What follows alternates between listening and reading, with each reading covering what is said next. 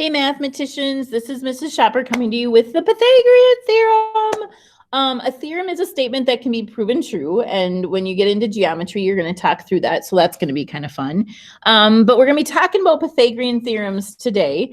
And so Pythagorean theorem is a relationship between the sides of a right triangle. This formula may sound familiar to you. A squared plus B squared equals C squared.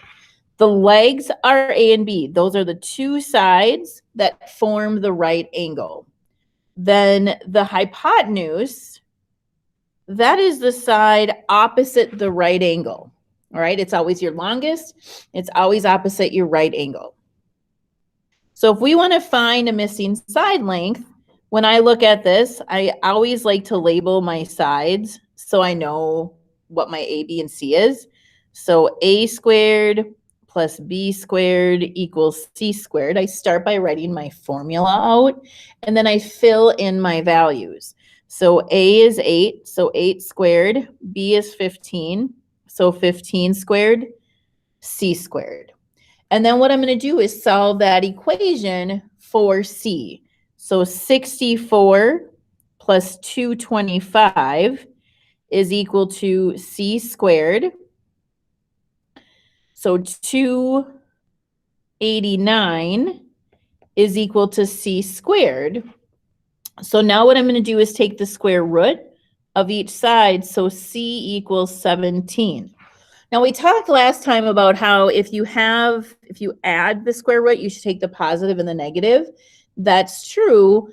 And when you answer this question, we're talking distance, we're talking length, and that's only positive. So C is 17. C is 17. Okay, let's take a look at the next one. I'm going to label it A, B, and C. So A squared plus B squared equals C squared. So A is 2, B we don't know, and C is 7. So we fill in all of our numbers. So 4 plus B squared equals 49. We'll subtract 4 from both sides. So B squared is equal to 45.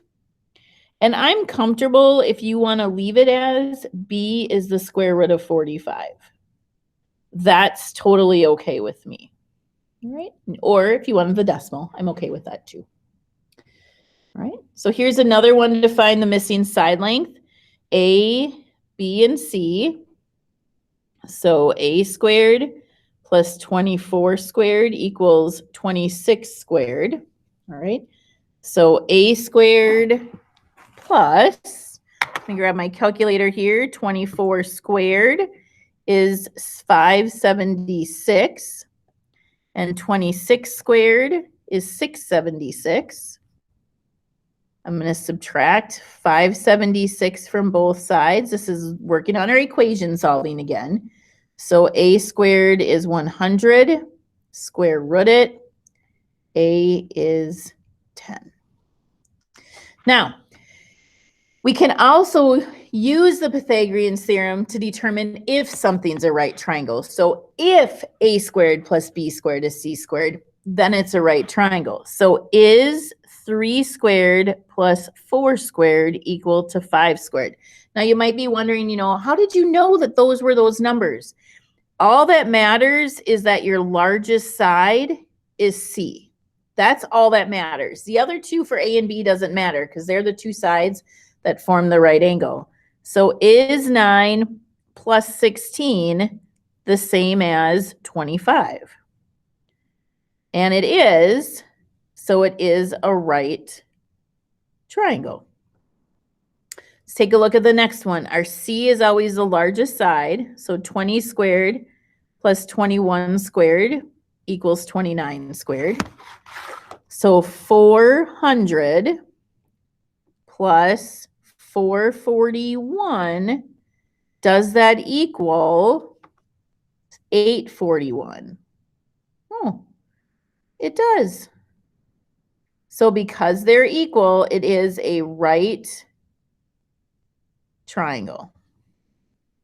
And then looking at the next one, Again, your largest side is always your C. So is 9 squared plus 12 squared the same as 16 squared? Is 81 plus 144 the same as 256? 245 is not the same as 256, so it's not a right triangle. Okay. All right. So that's what you're going to be working on, and we will chat with you soon. Take care.